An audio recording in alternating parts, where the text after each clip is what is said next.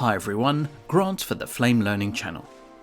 In parts 5 and 6 of the Image Toolset series, we looked at the 3D AOV capability where you could produce a selective matte for your image based on supplied 3D information.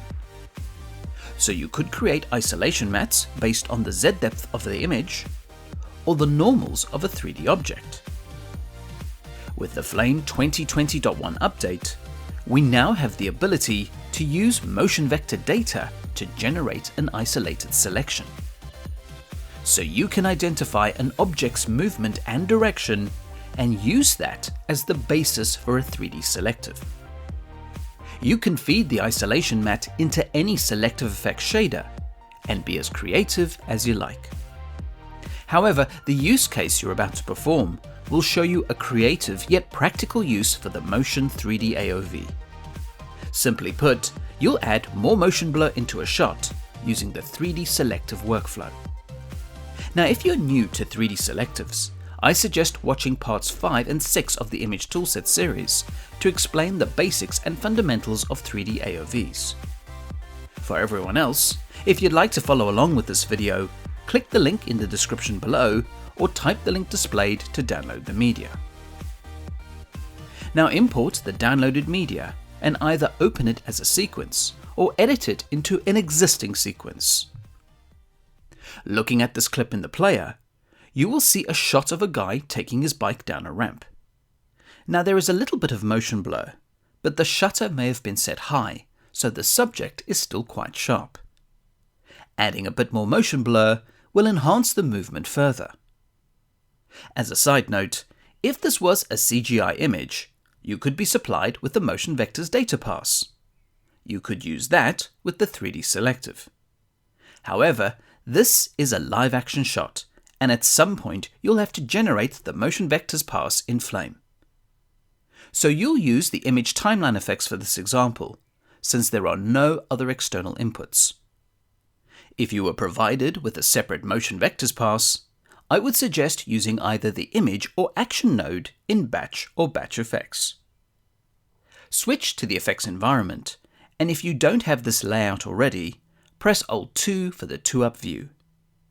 Manager on the left with 8, and the result view on the right with F4. Now expand the selective in the manager. By default, the selective is using the master grade SelectiveFX shader. This is fine for grading, but to add motion blur, delete the master grade and add a SelectiveFX through the context menu. At the bottom of the list, choose the Motion Blur SelectiveFX. Now this shader's controls won't do anything without a Motion Vectors data pass. So if you were supplied with one, you could add it as a Motion Vectors map via the media list. But remember I said earlier that you would need to do that in Batch or BatchFX with an image or action node.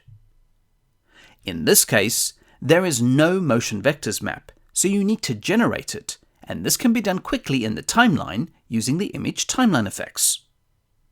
Go to the selective controls and switch to the 3D AOV menu. Change the type to motion. Now click Create Map. The motion vectors are generated for the shot, and you can verify this in the manager. To view the motion vectors, you can select it in the manager, and over the result view, press F8 for the object view. Scrubbing the sequence, you can see the motion vectors update per frame. With the motion vector analysis, you can cache on scrubbing or click the cache range button. You would use these to improve performance if required, and I cover these features in great detail in the motion warp tracking videos for Flame. Select the selective for its menus and press F4 to return to the result view. Now go to frame 25 and turn up the motion blur exposure to 10. So the cyclist has plenty of motion blur, but if you look at the background, the motion blur is affecting other moving people and objects in the shot. You could use keyers and masks in the selective to isolate the cyclist, but since the data has already been generated for motion, you can use that as the 3D selective. So enable Active to turn on the 3D Selective. Now just looking at the result view, you can't really tell what the Motion 3D Selective is actually affecting. So let's use another view to see the selective as well as monitor the result. Press Alt-3 to switch to a 3-up view. Now set the manager to one view with 8, the result view to the middle viewport with F4.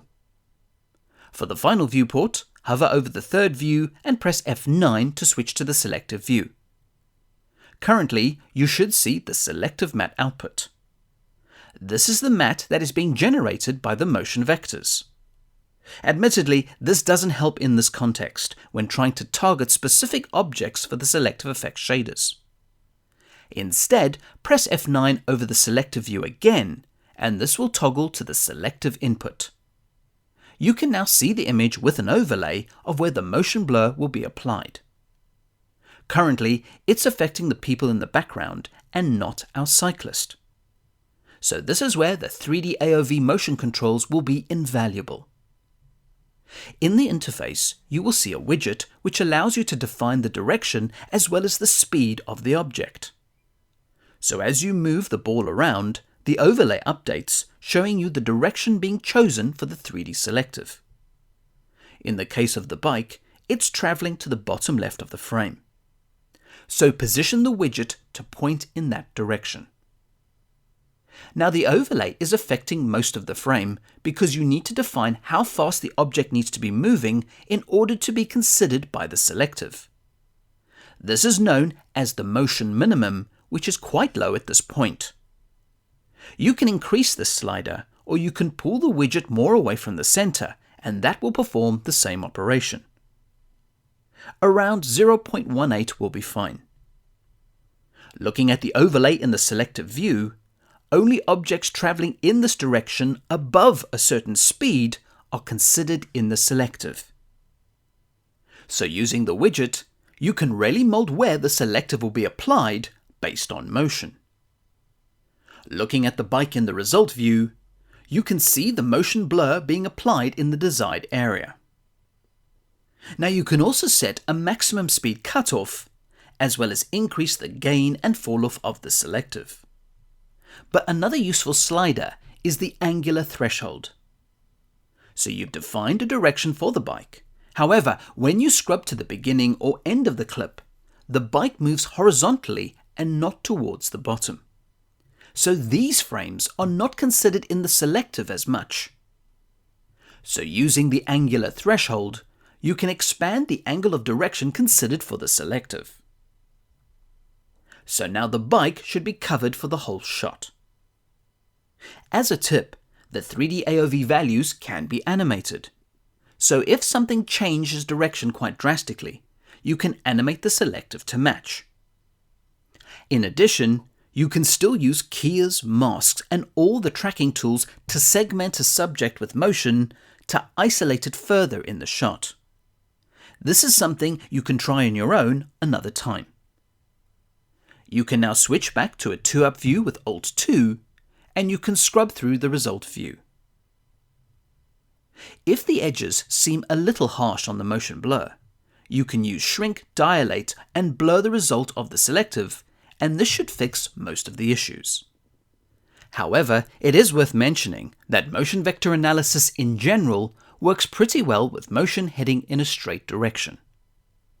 You may encounter artifacts with spinning motion, such as wheels, as well as when two objects cross over each other from opposing directions. This is simply the nature of the current technology. So in summary, the Motion 3D Selective allows you to isolate a portion of your image using the speed and movement of objects in your shot. This is all determined using motion vectors, which can be supplied by CGI or generated through a motion vector analysis. And like all the other selective tools within the Flame products, you can apply any SelectiveFX shaders to these isolation mats, and this can certainly give new added dimension in any grading VFX and look development work. Don't forget to check out the other features, workflows, and enhancements to the Flame 2020.1 update. Comments, feedback, and suggestions are always welcome and appreciated. Please subscribe to the Flame Learning channel for future videos, and thanks for watching.